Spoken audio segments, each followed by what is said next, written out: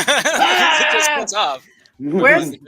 Is Jason there? Because he's Like just Hitchcock. blending into the background of these amazing artworks. many Notice phrases, eh?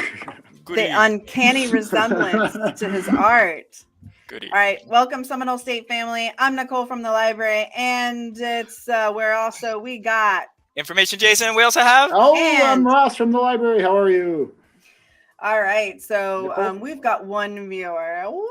Hi, one viewer. Okay, so today, all right, the heat is on. The heat is on. Week number 2. What's going on? We got the first week out of the way, and now we're in the second week. So no more. Oh, I didn't know I missed it. Oh, I didn't know I missed it. We're done with that, right? So now what are we gonna focus on? What are we focusing on today? Credibility.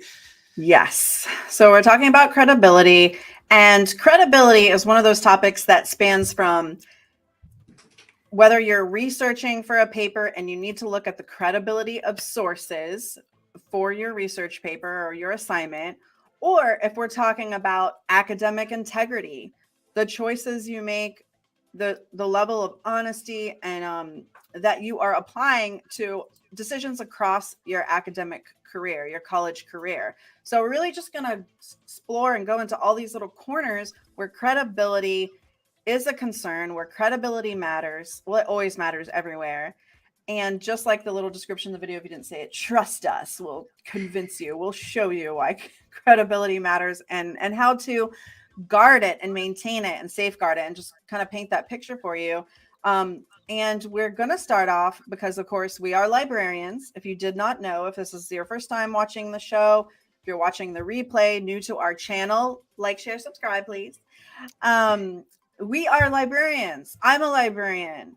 Hey, are you? She has a shirt. You have a shirt. Oh, there it is. Oh, now it's clear. Okay, you come on in. The rest of you guys stand outside the velvet rope. You can't come in. Okay. So we help mainly students with research, citations, but we are known, not so commonly yet. Okay, we're working on the branding. We're working on the campaign. We are the cool uncles of academia. We're not your professor, so the class is not our baby. We're not really related to the class. We are a support system. So a lot of times we can help you in ways that your professor can even see about the assignment. But our job is not to be the professor. Our job is to be academic support. So research help, citations. Sometimes we help you tear down your topic and rebuild it again, because that is closely tied to, can you even research the topic? So once again, we are librarians, and let me pop up this little who's even what's it. We have a lot of ways to get in touch with us. You can text us. Text us. Who's even what's it. There we go. You can email us. You're getting them bombarded here. All the different service points here. All right. Octopus. And where's the chat? Oh, here's the tiny URL for chat. Yeah, chat. But anywhere you go on the library website, if you Google Seminole State Library and go to our website, our chat pops up on the bottom. So you can't avoid us basically. So definitely reach out to us if you need help with your research. And speaking of research, Ross, you had mentioned that this week you were students are already digging into their assignments, and they need to look at the credibility of sources. Yeah, that's been a real common question this week, and I think it's largely from if you've worked with Professor Hoekstra's classes, I think they're doing a lot with this right now. But if you're in several English classes that I work with, will be doing this in coming weeks. Where what the goal of this current assignment is to practice determining whether something is a credible academic source or not. And what we need to do is we need to figure out how to address, who the author is and what kind of affiliations they have, and maybe what kind of affiliations the publications that you were looking at have. All those sorts of things are really important to determining whether this person's an expert or not. So what I think I'll do is I'll go ahead and sorry, I was one little tiny step ahead. So what I think I'm going to do is I pulled up an article here that this is a pretty common example of a scholarly article. And what we can do real quick is kind of look at some of the ways we can learn a little bit more about what we're seeing with the source to determine whether or not it's something that's going to work for our needs as a credible piece of information, right? So I pulled this article up in one of our research databases. And the first thing I saw when I started looking at this is there's a lot of authors. Okay, cool. That's giving us some information. And it tells me a little bit about it. I've got some contact information right there. This dogstrust.org.uk. Okay, I'm not quite sure what that means. And if I scroll down here a little bit, I might be able to learn a little bit more about the authors beyond their study. Okay, some of their author affiliations. Well, I can see a couple of these authors work. It seemed like they work maybe at veterinary colleges or schools. But this Dogs Trust thing kind of threw me off. I don't know what that is. And it doesn't strike me as being something super academic either. So right off the bat, that's one thing before I go any further, I might want to go research this. And it's as simple as running it through a Google search. Like, what is this Dogs Trust in London? And if we do that, maybe I don't need all of that information. But okay, Dogs Trust, there it is. So they're a rescue charity. Now, the first thing I asked myself when I saw this is, does a rescue charity do a lot of scholarly research? I don't know. So, but that's something good to know going into this, right? Like, I know a little bit about this source now. So the next thing I might do is I could open the article and see if I could learn a little bit more information about him. But what I might even do first is I might take one of these authors' names and see what I can learn about the author themselves. It told me that they work for this Dogs Trust organization, but I don't know what that means. So a really cool tool, and I use this all the time to see if I can learn anything about an author, and I'll just run it through a Google Scholar search and hope that I can maybe find something about the author. I'm going to take out the H and see if that matters. Oh, that did help. So maybe I can make this bigger. And by the way, let's pause. Did you guys hear his reaction? That's a librarian reaction. Oh, I found it! I'm excited. I mean, who is it? We're all excited. We all are. You should be too. The puppies. The Dogs Trust. So puppies. So when I find this source, I can see like, oh, they have a verified email. So they've done some research before. They've actually published on it. And if we dig a little deeper, maybe I want to see who this Rachel, what their user profile is. Okay. So they're a research officer at this organization. I don't know exactly what that means either, but I'm starting to feel a little bit more trustworthy, here. And they've been cited by other people. So like they've published things. So establishing that level of credibility, that might make it so that I can move forward now. I feel a little bit better about this. And now is where I might want to go and actually start reading this source. But you see what I mean there? It's like you want to determine whether or not this source is going to meet your basic requirements of an assignment. Like we want to have credible information, credible research to support our ideas. So before I even want to consider the information, I want to make sure that it's going to work for me. Now, Jason is a pro and he's been really killing it in chat. Okay. And he has a definition of credible up here. So just before we go any further, credible, capable of being believed, believable, worthy of belief or confidence, trustworthy. So when you were talking about those aspects of that author and researching, okay, like who do they work for? What are their credentials? What have they done? Have they published? Have they been cited? All of those things would add up to they could be believed to speak about the topic that relates to their qualifications, to their education or whatnot. Would that sum it up, Ross? Yeah, I mean, all of that is right on target there. Like what we want to make sure that the person is knowledgeable, they have some background in this, experience researching this stuff, because that's how new information grows, right? The more we research an idea, like if lots of thousands of people are looking at this idea, that's how new information grows. But like, it's got to be somebody that we can trust. And I'm getting a phone call. We are busy people. We are in demand. Is it Debbie? Do you trust who it is? Do you trust who it is? Is it a credible source on the other end of the phone? I use that a lot of times too when you're doing scam caller and these things. You go, no, I'm evaluating this source. It's a scam likely. Later, I'm not using that source. If there's 8,000 eights in front of it, then is that a real phone number? That's a lot of eights. It's a bot. It's a bot. Yeah. And this can happen in the real world too. I mean, not just here in academia, but let's just do. You're going on a flight. You're going on an airline flight, right? Those pilots have to fly a certain amount of hours to become experts in that field in order to fly that airplane. How about a doctor? Well, you go to one doctor, this doctor can fix your hand, but the other doctor can fix maybe your knee or maybe your heart or whatever. But they're the experts in that field, and they've done a lot of school, a lot of training. And most of the times, 9 times out of 10, if you're going to a good doctor or a good dentist, what are you going to see on the walls? Well, you're going to see their degrees because they want to let you know, hey, this is where I came from. So that's establishing trust. And that's one of the things that we're looking for too. Scrutinize this. We told you we're librarians right off the top too. We're not just 3 weirdos, although we are, but we're also librarians. So we want to make sure that you understand that. And that's some of the things that we're looking for. And by the way, on that page, there's multiple authors on there too. So that reinforces. Hey, Ross, and before we move on, I'm going to pop your screen back in. I just know this is a important thing to note for any students that aren't aware. If like this was an article they wanted, any article they want, how should they get it to themselves if they want to save it for later where they might possibly use it in a paper or assignment? Sure, there's lots of ways we can do this. Let me back it out a little bit here. So if you want to save this, I mean, I have this article opened as a PDF, so you have lots of choices to save it. You can always just save it to your computer. It's a PDF, so you can just save in your toolbar, all that kind of stuff. You also have options. If you have an article you want to save, you can email it to yourself. I do that a lot while I'm searching, so I don't have to stop and consider every single source in the moment. I can do that later and sort things out. You can also save the permalink down here. This is a link that will always work for that source. Permalink, do not use the URL in the top of the do not use the URL at the very top. Ross, can you point that out? Yeah, don't use that. Okay. That will not return you to the article. The permalink will.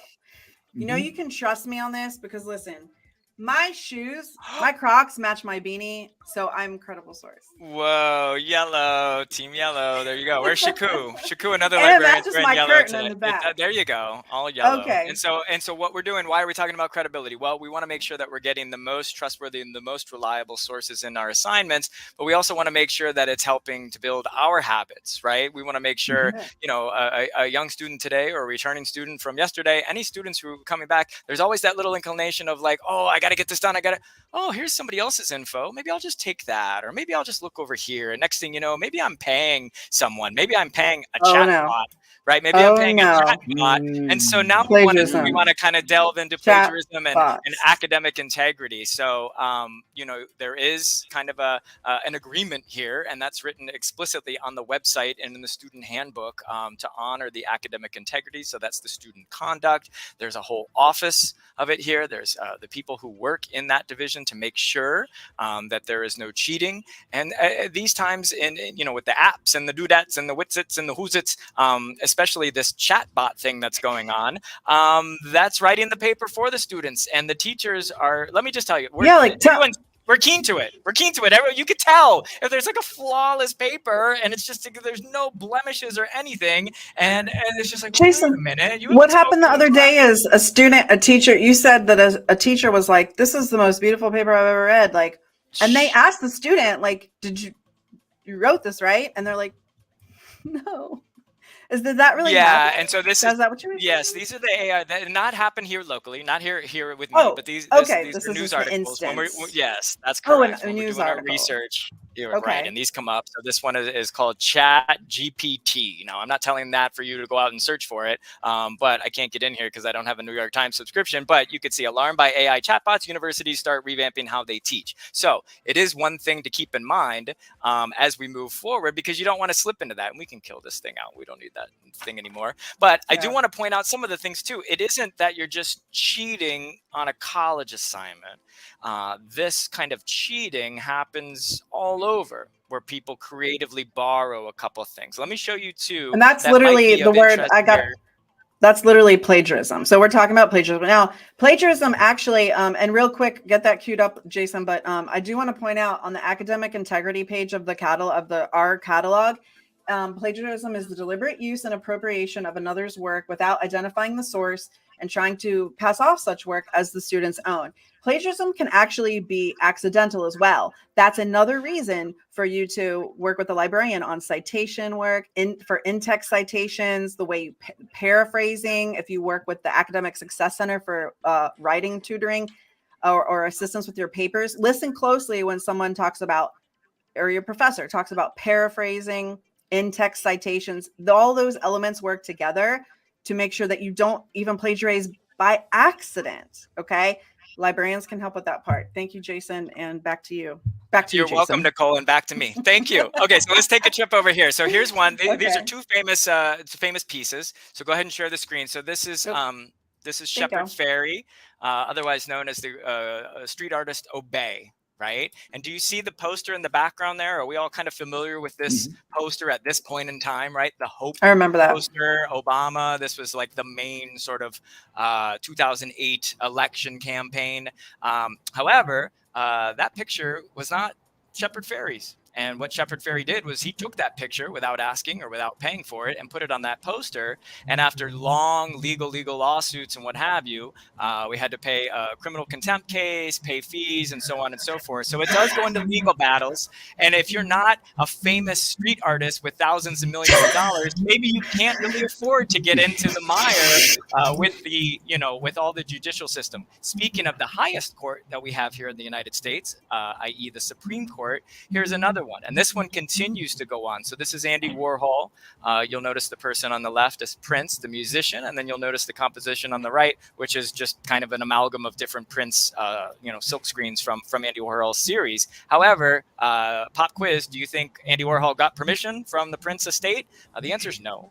And so this is wound up in the Supreme Court and litigation and whatnot. Okay. So we're talking Andy Warhol, we're talking Obey. These are major players and whatnot. But you, the student, no matter if you're a first-year student or you're returning, it doesn't matter. We want to get away from this. Oh, I could just take it. I could just go to Google Images. I could just put it on that. I mean, you can't just go out and do that. I mean, you want your name on your degree, right?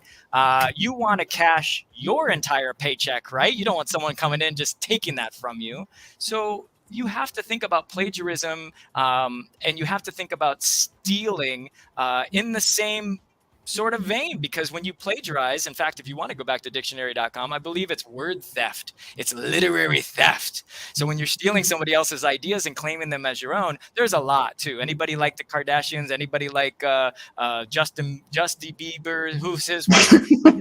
What they do? Bieber. Sure. So Road. So Road's a great example, and this is one of your. You keep this one in your back pocket, Jason. I do. Yep. Road makeup line. Okay, so her middle name is Road, and so she came up with this whole thing. And let's see, lawsuit, Hailey Bieber.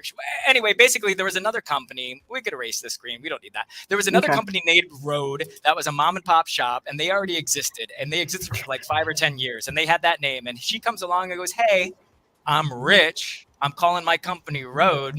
Nothing you can do about it." And the judge agreed after lawsuit after lawsuit. So she just took their company's name. And so this gets out of hand. We're using these big life examples to kind of then, micro focus back here. It all starts here. It all starts here at college in academia. You don't want to take something, an idea, anything from somebody else, unless you cite it and unless you provide a proper citation for it, which is why we have the reference. Isn't that right, Ross? And I'm like, I answer for Ross. I am Ross's keeper. No, but I was actually going to toss it to Ross. Toss it to Ross. Oh, toss it to Ross. Toss it to Ross. Toss it to Ross. A little video. Oh, wait, that reminds me because I keep forgetting to use this. Let's go. Let's take a trip into the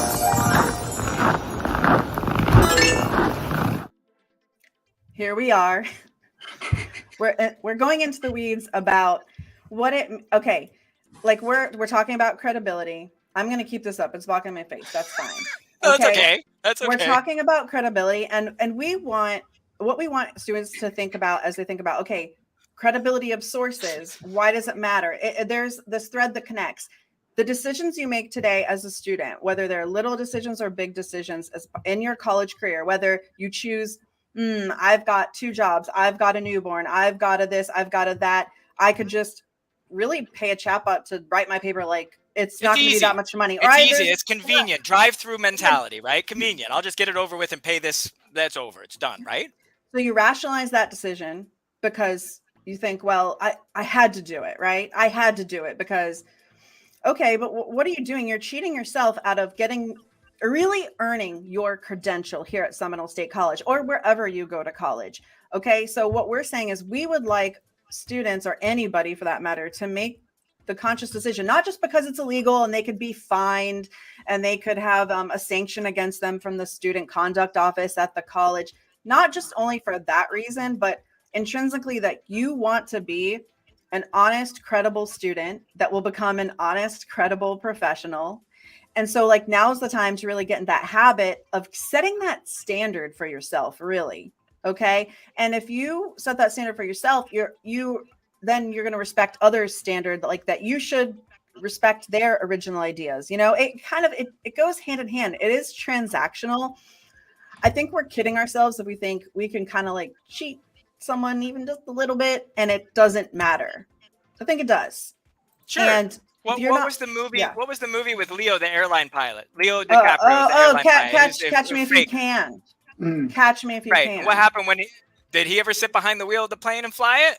I don't think he ever did, because he got, like, you can't do that. What if you were going to do that? What if you're going to, and then you pose as a doctor? Did anybody remember the scene and somebody needed a surgery or whatever, and he couldn't say you can't do anything? Why would you do that now and set those things for you and moving forward, and you cheat and you get a job and they go, hey, Nicole and Ross, we need you to get that thing done. And you go, but I don't know who to pay for this one to get this one done. You're done. That's how that happens. Yeah, you're going to answer. You're going to answer for it. I think, at some point in time, and it's going to be you're setting yourself up for like a bigger problem. Now, Ross brought up something when we were talking about this topic in preparation for the show. Ross was like, what about, I know, because now we're calling it the show. Okay. Listen, we got 1 extra subscriber since last week's show. So I'm like, and now we have 3 total viewers. 3 total viewers. If you multiply that times 1 million, that's 3 million. They're so we're close. But what if we're close? Bots? It could be bots. Oh, okay. It could be bots. Eyeball bots. Hey, what about Milli Vanilli? What about them? Listen, remember them? Shout us if you're not a bot. Yeah, shout us if you're not a bot. And then it says, not a bot, not a bot. I'm not a bot. Do you want to date local women? So this is from Academic Integrity. This is Plagiarism. We're in week 2. We just want to make sure, because the temptation is there. The temptation to cheat is there. And we're not talking 2nd grade cheating, looking over at Nicole's paper to see if 2 + 2 is 4. We're not talking about looking over the thing. We're talking putting in your paper, because the professors are looking at the papers and there's little dings and it goes, oh, plagiarized, no citation, plagiarized, no citation. And all of those papers go through those checks.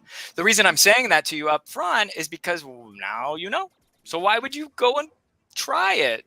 That doesn't make any sense. And pay to take the class and then have your reputation tarnished. And then you say, you're paying to get the to earn the credential. Sure. Are you going to UCF on a direct connect? You plan on transferring? Oh, well, guess what? You got busted in a state college. Well, guess who's going to make that phone call? Oh, they're going to call them, and then you're not going to be able to get in anywhere because you're going to have this remember your permanent record. This is where that really comes into play. It really is. And then think about that as we were talking about with sort of, the real world and professions. What was the whole thing with the college admissions cheating scandal with all those famous actors and actresses and whatever? You get arrested. You have to do jail Aunt time. Becky, Lori Loughlin, and I forget his first name, about Massimo. Okay. Felicity Huffman, but your name is dragged through the mud. You have to do jail time. You're fined, and for what? So and they lost their Malibu mansion. Cheaters. They're in prison right now. You're cheating, and so what are you? You're cheating yourself, are you not? Can I get a witness? That's what you're cheating. So again, we're really stressing this. The professors are going to be looking at your papers, and we're here to make sure that doesn't happen. And the librarians, with our T-shirts or without our T-shirts, we're here to help with the librarian T-shirt. Clearly. Ross brought up remix culture, which I thought was an interesting viewpoint, because we talk about how academia, how going to college has changed. There's more people from more different backgrounds going to college now. There's the culture in itself has changed as far as how we interact with information online. Like the internet is so prevalent. There's so many ways to get information and to remix information. So Ross, can you speak to how you think maybe remix culture is that your trademarked phrase? Well, one of the things, so Jason and I both teach LIS 2004. It's a 1-credit elective class you can take, all about research skills and stuff. And this is something I bring up a lot with those students is what is the nature of this, how information sharing nowadays. And I have students talk a lot about memes. and you know how like we don't even know who the creator of a meme is anymore because it gets passed around so there's so many hands. And I think it sort of distorts like people's viewpoint of like what they can and can't do. Because I have students all the time who say, well, you know, it's my stuff. Why can't I decide how I use it and all? It's remixing, but like you can't resubmit a paper that you already did and like call it remixing. Like that's plagiarism, even if it's self-plagiarism. So I think that this whole like, remix culture kind of confuses or blurs those lines sometimes as to like what is acceptable to plagiarize. Ross with the remix culture. That's right. It is true because those things, you get really glitchy and it starts to be, especially now again, in the art world, these kind of things happen. So somebody will take up, you know, you go down to Art Basel and you see a picture of Mickey Mouse and Donald Duck and the whole, you know, sort of Disney gang. And then they are maybe dressed up as a gang. Maybe they're dressed up on horses. Maybe they're dressed up on this, but you didn't really get, and that's the exact picture that you lifted from the thing. It starts getting weird and stuff. And we just want to make sure, because nowadays it's like, oh, I just need a picture. I'll go right to Google Images. I'll just take it and put it in my paper.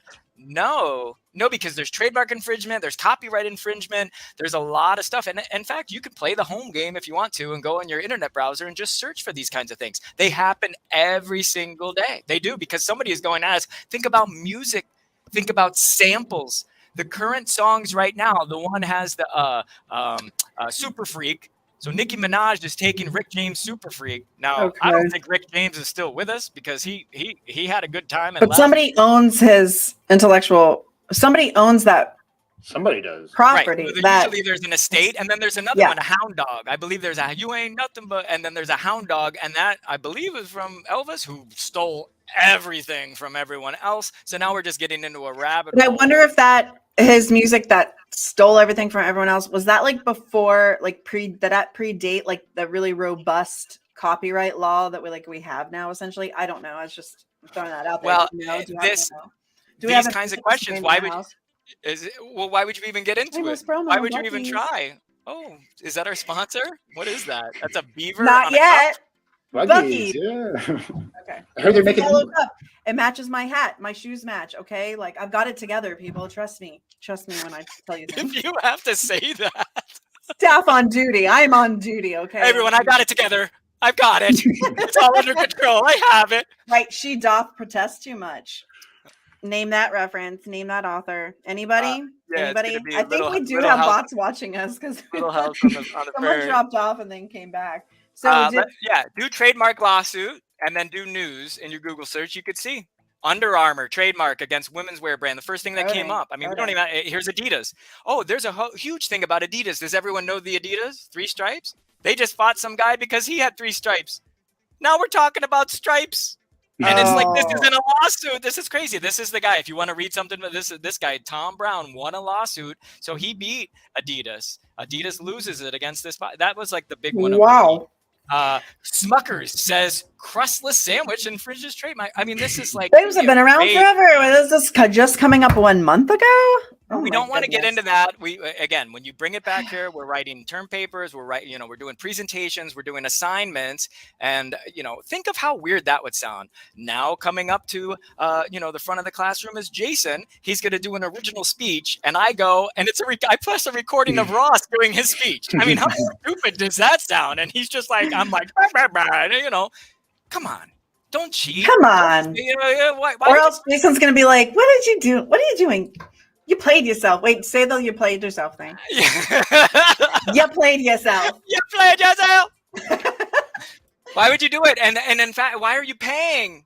Why are you paying to come here to cheat and steal? That doesn't make any sense. You're stealing from someone else. You're not giving them the proper credit. And we're not saying that you can't use these credible, to bring it all back, sources, but you have to cite them properly. You have to make sure that you do follow the instructions that are set forth in the syllabus, and this is a contract. You were there to do the job and then to advance and move forward, and we're just trying to make sure that you see the big scope of the world and that you don't want to get into that because chances are you're gonna get busted, right? You're done, right? And you put your head down on the pillow at night and know that it was all you, whether you fell short a little bit or exceeded that day. True. It was all you. Like you can Get the feedback from the professor. Have a conversation with the professor. Come talk to the librarians, but do original work and make sure that you don't steal. And there's a lot of different versions of stealing: creative, trademark, music, sampling, licensing, pictures, and so on and so on and so forth. And that, by the way, that's just going to keep going as we get new apps and new this and that or whatever. Consider this: apps, all the apps people and the TikTokers. How weird is it when someone goes, "Oh, hey, I got a new idea for TikTok," and someone's like, "I already saw that on TikTok," and it's like, you don't even know if you've copied somebody. Well, talk about remix culture, because that's part of like TikToks is like take the trend and like do the viral trend. So you're basically taking the thing. I think that kind of probably falls into remix culture, but Rally mix. Come on, rally mix. I enjoyed it. Oh, thank you, Ross. It took a minute. It was Ross. Did we leave out anything important, Ross? And by the way, I think we have bots watching. Do any of the bots need credit for IDS scores? So here's the link. By the way, Ross, did we leave anything important? I think some of it was important. Okay, I think so. I think we did well. I think so. I think we did well. Okay. Rally mix. All right, cheesy vid on the house.